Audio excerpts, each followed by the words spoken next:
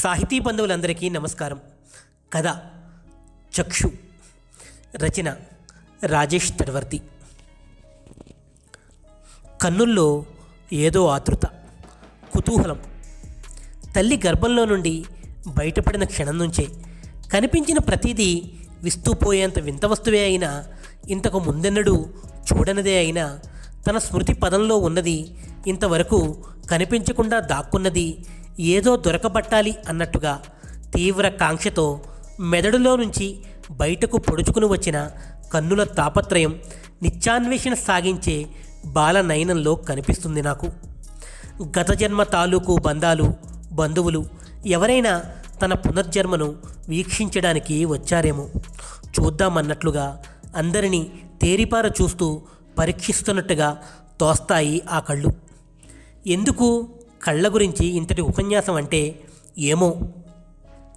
కొన్ని కళ్ళు కళ్ళారా నవ్వగలవు, కనుల విందుగా నర్తించగలవు. కొందరి కళ్ళు తమ అనుకున్న వారిని వారించగలవు, తీవ్ర పరిణామాలను నివారించగలవు. పెదవి విప్పకుండా ఎన్నో భావాలను పలికించే సామర్థ్యం ఉన్న కళ్ళంటే ఎంతో ఇష్టం నాకు. నేను ఎదుటివారిలో కళ్ళనే గమనిస్తాను, వారిని గౌరవిస్తాను. కనుల అందం వాటి పరిమాణంలోనో కనుబొమ్మల ఆకృతిలోనో ఉంటుంది అనుకుంటారు అంతా. కానీ కళ్ళ అందం చూసే చూపులలో, అవి సాగించే అన్వేషణలో ఉంటుంది అనేదే నిజం. అప్పుడే పుట్టిన శిశువు కళ్ళని చూస్తే అర్థమవుతుంది. బహుశా సంతోష్ కళ్ళు కూడా ప్రారంభంలో ఇలానే ఉండి ఉండవచ్చు, కానీ ఇప్పుడు అలా లేవు. అతని కళ్ళు చాలా నిస్తేజంగా, నిర్లిప్తంగా ఉంటాయి. అతడు నా సహోద్యోగి, కానీ నాకన్నా చాలా పెద్ద. నేను ఇక్కడ జాయిన్ అయ్యి 20 రోజులే అవుతుంది, కానీ అభావంగా ఉండే అతని కళ్ళు నాకు పదే పదే గుర్తొస్తున్నాయి. అసలు ఏ కళ్ళైనా అలా ఎందుకు మారతాయి తెలుసుకునే ప్రయత్నం చేశాను. కారణాలు తెలిసాక నీరు ఇంకిన సముద్రం సహారా ఎడారిగా మారింది అనడానికి అతని కళ్ళు నిలువెత్తు నిదర్శనంగా తోచాయి నాకు.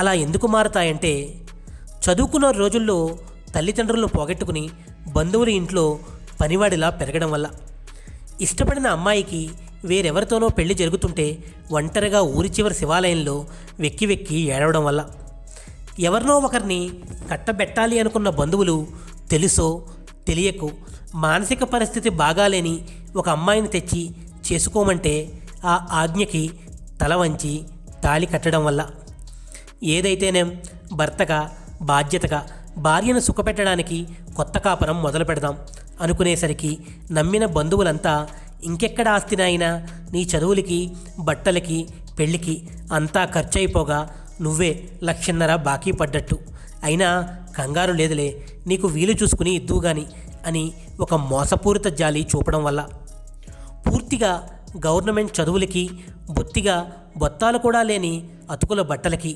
కట్టం పుచ్చుకొని దండల పెళ్లికి 50 లక్షలు ఎలా ఖర్చయ్యాయో అర్థం చేసుకోలేని అమాయకపు లెక్కల మాస్టారు అవ్వడం వల్ల, తన చదువుని ఆస్తిగా చేసుకుని పక్క ఊరు వెళ్ళి ఉద్యోగం చూసుకుని స్థిరపడ్డ ఆ కొత్త జంటకి ఫోన్ చేసిన ప్రతి ఒక్కరూ ఏమిటోయ్, విశేషం ఏమిటైనా చెప్తున్నావా, ఇంకా ఏమీ లేదా అంటూ చచ్చు ప్రశ్నలు వేసి వాళ్ళని మరింత కృంగతీయడం వల్ల, ఇంకోసారి ఈ ప్రవర్తన తెచ్చావంటే పోలీస్ కేసు పెట్టి జైలుకి పంపిస్తా అని హెచ్చరించలేని సంతోష్ మొహమాటం వల్ల, ఇంతోటి ఆ బోడి వంశాన్ని వృద్ధి చేయకపోతే దేశానికి వచ్చే నష్టం ఏమీ లేదనే కనీస ఇంకిత జ్ఞానం లేని సంకుచిత స్వభావం వల్ల, పెళ్ళై 10 ఏళ్లైనా పిల్లలు కలగట్లేదని 2 సార్లు ఆత్మహత్యా ప్రయత్నం విఫలమైన 3వసారి ప్రయత్నించి స్వర్గస్థురాలైన తన భార్యను తలుచుకుంటూ బతకడం వల్ల. ఇవి నేను తెలుసుకున్న కారణాలు మాత్రమే. తెలియనివి ఇంకా ఎన్నున్నాయో ఆ దేవుడికే ఎరుక. కారణాలు ఏమైనా నిస్తేజంగా ఉన్న ఆ కళ్ళల్లో నూతనోత్తేజం నింపాలనుకున్నాను. నిష్కలమైన ఒక స్నేహస్థాన్ని అందించడం ద్వారా అది సాధ్యమవుతుందని అనుకున్నాను.